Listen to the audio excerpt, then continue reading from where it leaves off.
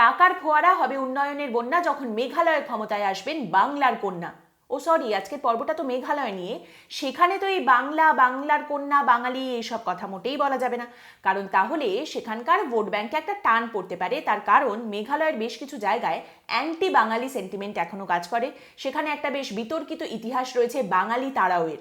সেই কারণে তৃণমূল কংগ্রেসের ওই মেঘালয়ে গিয়ে বাংলা নিজের মেয়েকেই চায়, বাঙালি নেত্রী বহিরাগত হটাও, এই সমস্ত স্লোগান একেবারেই দেওয়া যাবে না। সেখানে শুধুমাত্র একটাই কথা বলা হবে, মেঘালয়তে একটাই কথা বলবে তৃণমূল কংগ্রেস, আর সেটা হলো সর্বভারতীয় তৃণমূল কংগ্রেস, অল ইন্ডিয়া তৃণমূল কংগ্রেস, শুধু এটাই চলবে। ওকে, তাহলে রাজ্যের নাম মেঘালয়, সেই কথায় আসা যাক। বিজেপি সেখানে মাইনর প্লেয়ার, একটি দল যারা বড় করে রয়েছে, ক্ষমতায় রয়েছে, তারা হলো এনপিপি। বাম কোনোদিনই সেখানে ছিল না, এবং হঠাৎ করে দেখা গেল 2021-এ কোথা থেকে টুক করে এসে তৃণমূল কংগ্রেস হয়ে গেছে সেই মেঘালয়ের প্রধান বিরোধী দল। আর তারপর 2 বছরের মাথায় এখন তাদের লড়াইটা হতে চলেছে সেই আঞ্চলিক দল এনপিপির সঙ্গে, কারণ মাস ঘুরলেই মেঘালয়ে রয়েছে নির্বাচন। ত্রিপুরার সঙ্গে সঙ্গে তৃণমূল কংগ্রেসের কাছে মেঘালয় এই মুহূর্তে একটা গুরুত্বপূর্ণ বাজি। 2024-এর নির্বাচনে তাদের পায়ের তলার মাটি শক্ত করার জন্য মেঘালয়টাও তাদের কাছে বেশ গুরুত্বপূর্ণ।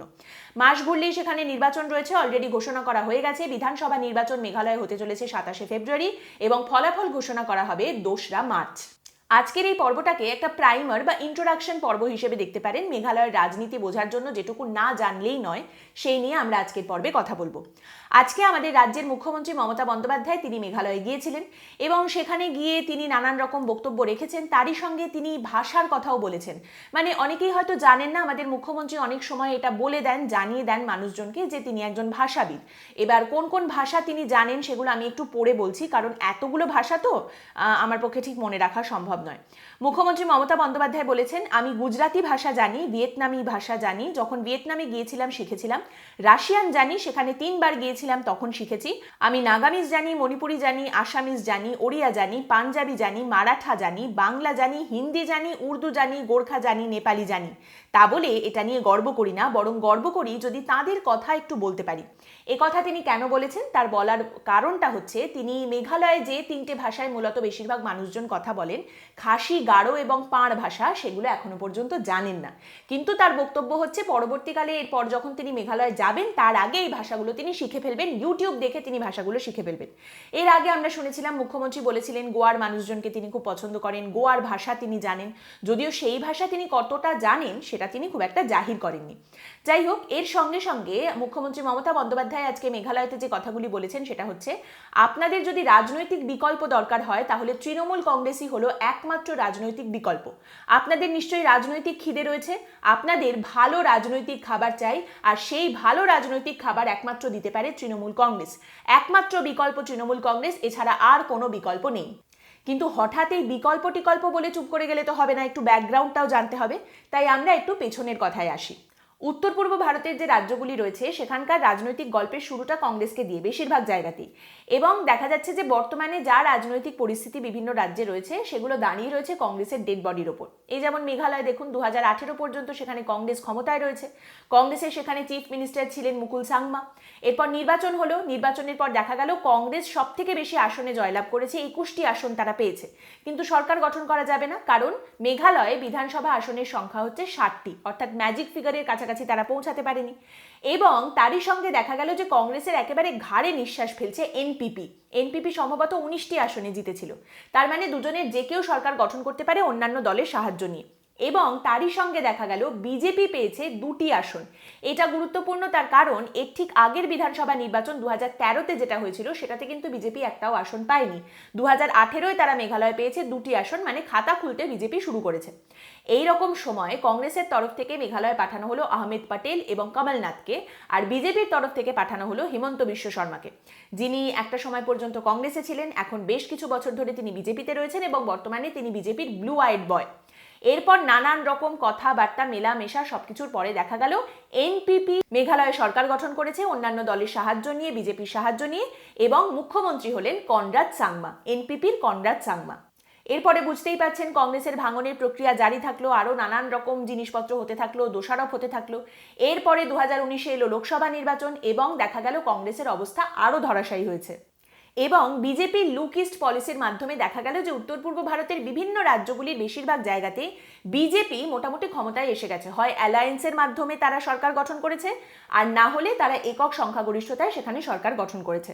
এরপরে টুইস্টটা এলো 2021-এ, যখন মুকুল সাংমা কংগ্রেস থেকে বেরিয়ে এলেন এবং তিনি তৃণমূল কংগ্রেসে যোগদান করলেন। আর তিনি একা এলেন না, তার সঙ্গে আরো 11 জন বিধায়ককে তিনি নিয়ে এলেন তৃণমূল কংগ্রেসে। অর্থাৎ রাতারাতি তৃণমূল কংগ্রেস হয়ে গেল মেঘালয়ের প্রধান বিরোধী দল।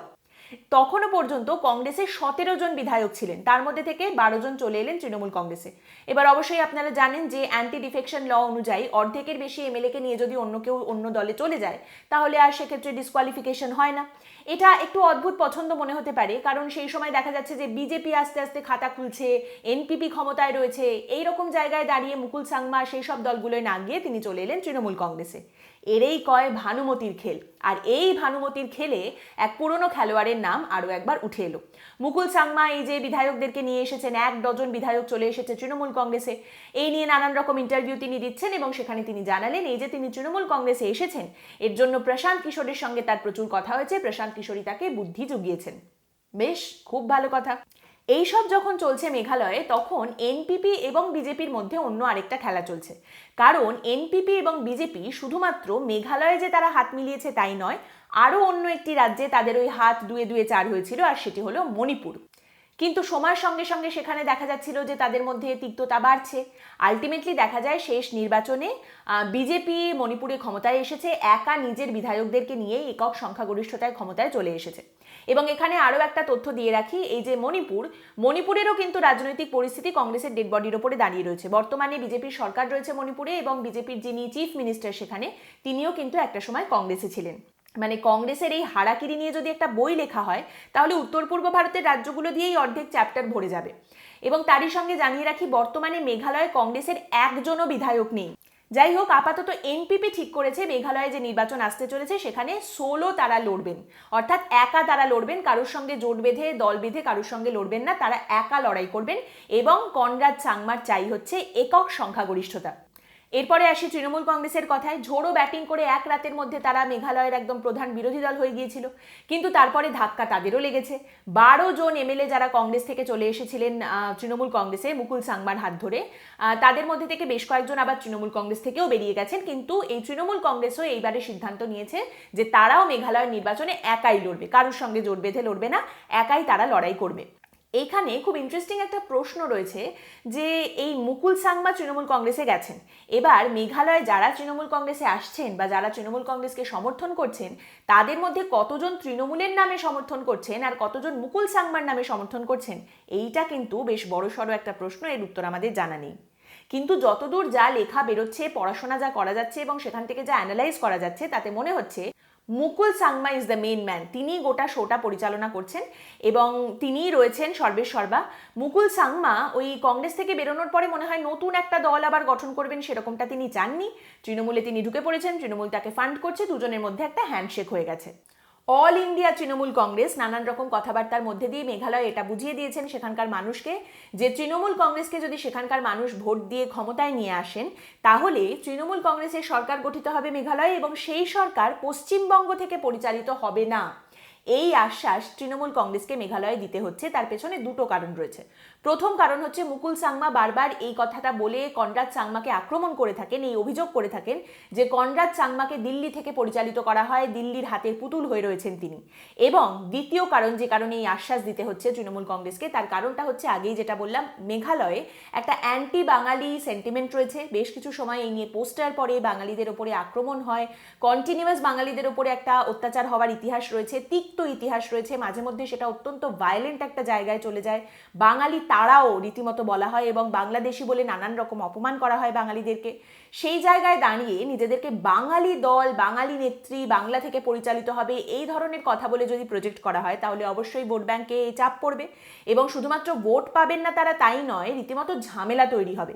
সেই কারণে কিছুতেই তারা এটা বলতে পারবেন না। সেই কারণে তাদেরকে বারবার এটা আশ্বস্ত করতে হচ্ছে যে তৃণমূল যদি ক্ষমতায় আসে মেঘালয়, তাহলে পশ্চিমবঙ্গ থেকে তাদেরকে পরিচালিত করা হবে না। which is very ironic considering Trinamool Congress পশ্চিমবঙ্গে বিধানসভা নির্বাচনে বাংলা নিজের মেয়েকেই চায় এবং বহিরাগত হটাও এই দুটো মূল স্লোগানকে ব্যবহার করেছে, তার উপরে ভিত্তি করে সাফল্যও পেয়েছে। এই দুটোই কিন্তু তারা মেঘালয়ে ব্যবহার করতে পারবে না। বাঙালি হিসেবে নিজেদেরকে তো বলাই যাবে না এবং তারই সঙ্গে বহিরাগত হটাও কথাটাও তারা বলতে পারবে না। তাহলে তারা কি করতে পারবে বা কি করছে? তারা যেটা করছে সেটা হলো তৃণমূল কংগ্রেস মহিলা ভোট ব্যাংককে টার্গেট করছে। উই কার্ডের কথা বলা হয়েছে, মহিলাদের জন্য উই কার্ড। এখানে মহিলারা তাদের নাম রেজিস্টার করবেন এবং তার মাধ্যমে তৃণমূল কংগ্রেস ক্ষমতায় এলে প্রত্যেক মহিলাকে মাসে 1000 টাকা করে, মানে বছরে 12,000 টাকা দেওয়া হবে, এই কথা বলা হয়েছে।